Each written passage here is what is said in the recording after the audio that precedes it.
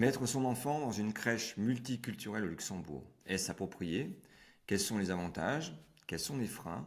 Pour répondre à ces interrogations, nous recevons aujourd'hui Anne qui est chargée de direction à la crèche Enfant Roi.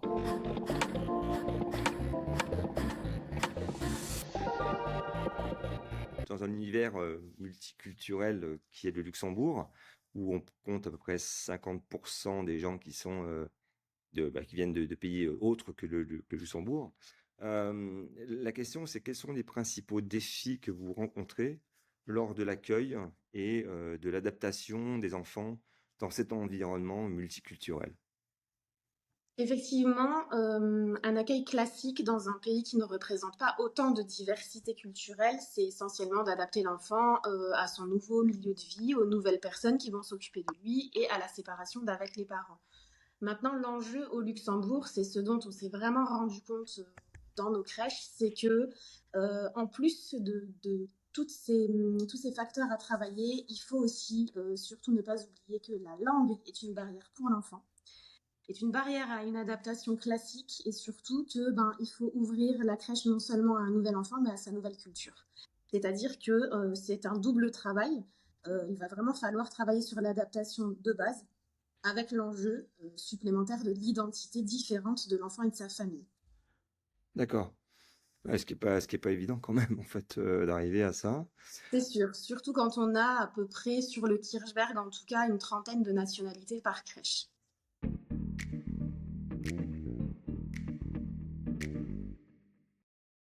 Et alors, par rapport à ça, comment vous intégrez les langues qui sont parlées à la maison dans le quotidien de la crèche? Est-ce que vous utilisez des méthodes, des outils? Pour la période d'adaptation, on va avoir besoin, c'est toujours en fonction de l'âge de l'enfant aussi, hein, on est bien d'accord. Quand on accueille un enfant de plus de 2 ans, c'est pas la même chose qu'un bébé de moins de 2 ans. Je m'explique, l'enjeu au niveau du langage, de la langue familiale, il va être vraiment essentiel pour la réussite de l'adaptation de l'enfant, c'est-à-dire que au-delà de 2 ans, l'enfant est capable de parler, capable de comprendre et d'échanger avec l'adulte. Donc nous, on a besoin de s'enrichir de la langue de la famille. On va vraiment intégrer les parents dès l'adaptation à ça, c'est-à-dire que ce sera un travail de collaboration avec eux. On va créer un répertoire avec eux sur les mots classiques qui vont pouvoir aider l'enfant dans son adaptation dans sa langue. Et c'est l'équipe éducative qui va devoir justement les apprendre et les utiliser dans les premiers temps, les premières semaines. On peut utiliser l'anglais, qui est quand même une langue vraiment très répandue dans beaucoup de pays, et en même temps la langue maternelle. Mais si l'enfant n'a ni l'anglais ni le français dans sa langue familiale, c'est vrai que là, on va avoir besoin de la langue de la famille. Donc, on crée ce petit répertoire avec les parents. On va utiliser le langage des signes également, qu'on va apprendre à l'enfant. Alors, ça reste le langage des signes bébé. Dans certains pays, on ne quitte pas ses enfants aussi jeunes. On garde ses enfants très longtemps à la maison. Dans d'autres, au contraire, ça arrive plus tôt. L'acquisition de la propreté, c'est culturel aussi. L'autonomie qu'on donne aux enfants, on en parlera quand on viendra sur Montessori, mais c'est vrai que l'autonomie n'est pas forcément recherchée dans certaines cultures, dans certains pays. Et par exemple en Inde, jusqu'à 8 ans, l'enfant est nourri à table. Nous, quand on accueille un enfant dans un groupe de 2-3 ans en crèche au Luxembourg, en pédagogie Montessori, on lui offre cette opportunité de faire seul. C'est vraiment un des emblèmes de la pédagogie. Et donc, on se retrouve avec un enfant qui, à la maison, est nourri par ses parents et à la crèche, il doit se débrouiller tout seul. Donc, c'est ce genre de situation où il faut vraiment être très clair avec les parents pour ne pas mettre en difficulté l'enfant et en échec son adaptation.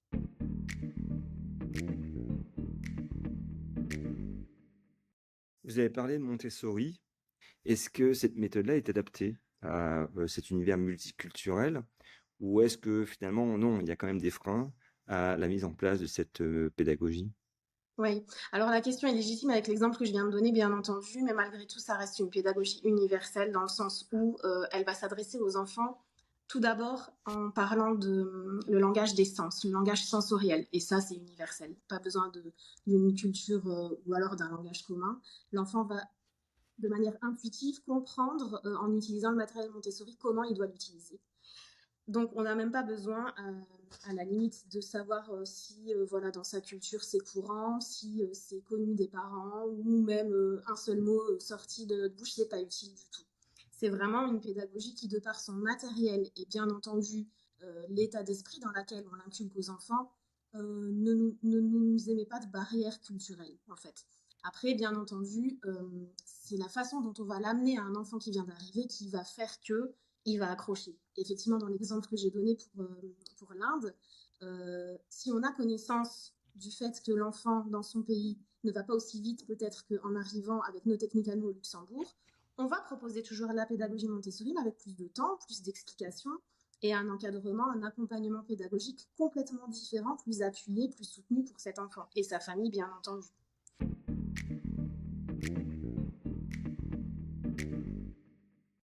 Est-ce que vous avez oui, des activités éducatives spécifiques? Oui, en fait, c'est important quand on accueille un nouvel enfant, un nouveau parent, de leur faire comprendre que la crèche ouvre ses portes non seulement à l'enfant, à la famille, mais aussi à leur identité, donc leur culture. Et ça passe par leur langage, leurs traditions, leurs expériences culinaires, également leurs coutumes.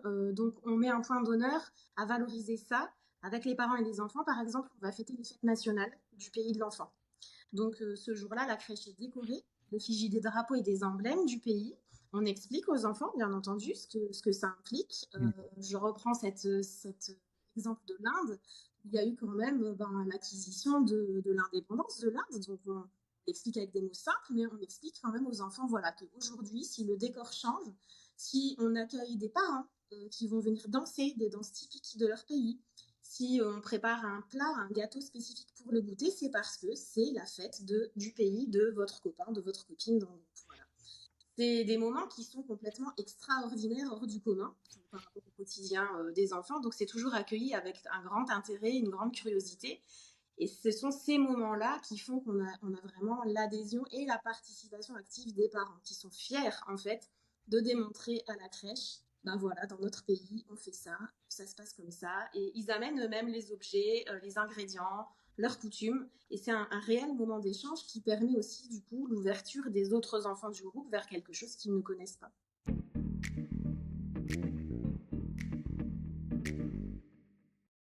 Et les enfants expérimentent vraiment ces différences et s'enrichissent parce qu'à cet âge-là, il n'y a pas de méchanceté, il n'y a pas de mauvais état d'esprit. Et ça nous permet à notre échelle, d'apporter peut-être un peu plus de paix et de tolérance dans le monde.